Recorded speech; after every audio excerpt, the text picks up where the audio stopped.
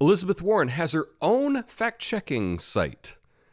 It's called the Fact Squad. Hey, thanks for watching. Today is Friday, Fact Check Friday, and I've got an interesting idea for you today, inspired by Elizabeth Warren's Fact Squad. But first, I would like to talk about a goal for my channel. I recently learned that presidential candidates have YouTube channels, and many of them are not that big. In fact, my channel has more subscribers than a few of them. Amy Klobuchar does not even have a YouTube channel. Don't know why.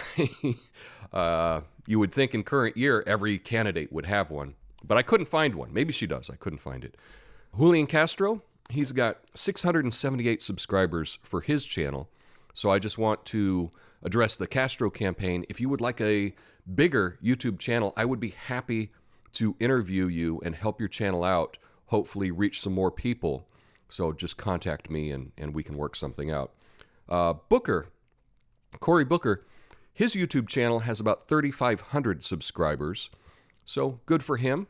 Booker, if you'd like more subscribers, I would be happy to interview you. I'd be happy to interview any of the presidential candidates. Just contact me. That would be really awesome.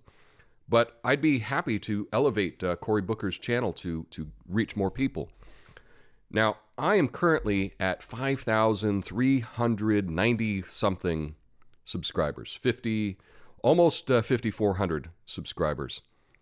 Beto O'Rourke has 5,500 subscribers. I'm within 200 to pass Beto's channel, and I would really like to do that. That would make me feel like I've accomplished something if I have a bigger channel than he does. So please share my video, and let's see if we can elevate my channel to be above Beto's. That is my new goal.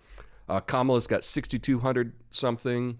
Pete's got 6,400 something. Biden has 8,400 something subscribers on YouTube. Tom Steyer, and I think he probably bought all of these, has 10,700 something subs. And Elizabeth Warren has 12,000 something subscribers. So, yeah, those are goals of mine. I would like to have more subscribers than all of those. Then it gets to the big candidates, the candidates that are really reaching people on a totally different level. Andrew Yang has 113,000 subscribers, so that tells me there's some real grassroots support. Tulsi Gabbard has 125,000 subs, and Bernie, who's the king in the Democratic Party, of 242,000 subscribers. So those are all, future goals for me. But please help me beat Beto, okay? Now, let's talk about Elizabeth Warren's fact-checking website. If you go to her site, which is elizabethwarren.com, there's a subsection called the Fact Squad. And in this, she set up her own fact-checking website. And I think this is a brilliant idea, because what she's done is she's set up straw man arguments, or straw person arguments, about her, and then just dismissed it as a lie. One thing that I think is funny about this is there's a key at the bottom where on other fact-checking sites, they will have like truth, half-truth, unproven, things that are helpful. But here, it's this real vague C-zone, dirty money bomb, old garbage, right? Hey, what about this story? Oh, that's old garbage. That's not really fact-checking to call something old garbage, but okay. Got it wrong. That's a fun thing. This story? Got it wrong. There's Grift Alert, and this one is really good because there's not a single article on the webpage that even references Grift Alert, but it's in the key. Kind of tells me that they're not really taking this fact-checking seriously. And the most hilarious item is, you bet she did. So a lot of the articles, you read about it and it's just rated, you bet she did. Okay, but is it true? Okay. Anyway, let's look at a couple of these fact checks just to get an idea of what it's about. So here's a claim. Fact. Elizabeth Warren doesn't take any money from PACs or federal lobbyists. rejects super PACs, and won't give donors special access. And this claim is rated, you bet she did. Now, what would be helpful in this is if Elizabeth Warren, if you actually ask the things that people are asking about super PACs and Elizabeth Warren, such as, when did you stop taking super PAC money? Did you take PAC money prior to entering the presidential race? Did you transfer $10 million from money that was raised from PACs over into your current campaign? That might be interesting to know. Are you going to use PAC money in the general election? Now, I know that she has said for the longest time that she wouldn't. She's changed her tune this week. None of that has been updated on her website, but I suspect that they're probably not doing much with this website anyway. Another claim from the Fact Squad is the ultra-millionaire tax is constitutional. Now, this claim is rated, got it wrong. Well, we don't really know if it's constitutional or not. It hasn't been looked at in the courts. Elizabeth Warren did find some constitutional scholars that argued that it was constitutional, and there are dozens of other scholars and writers that say that it is absolutely not constitutional. It just depends on who you ask. If I were to rate this, I would say that it's unproven. We don't know whether it's constitutional or not, and we're not going to know until the courts look at it.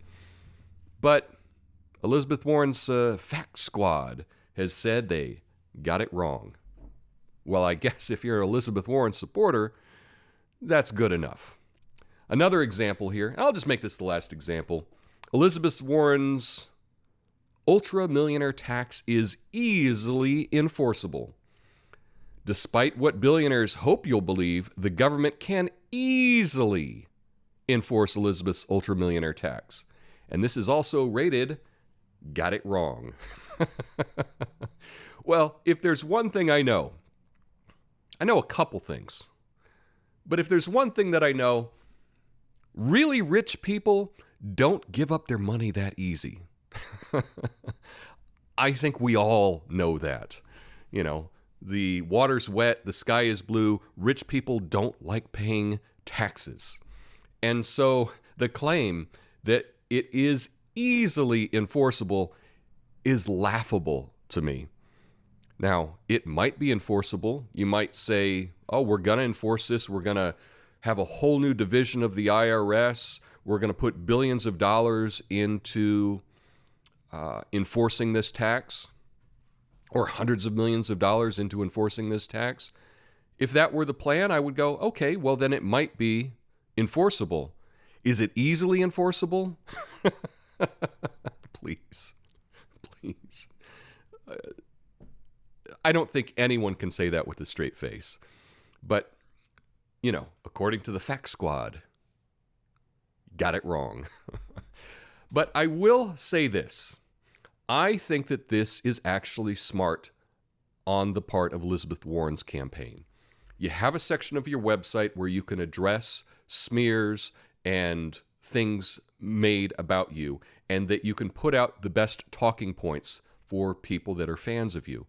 I think that this is a smart thing to do.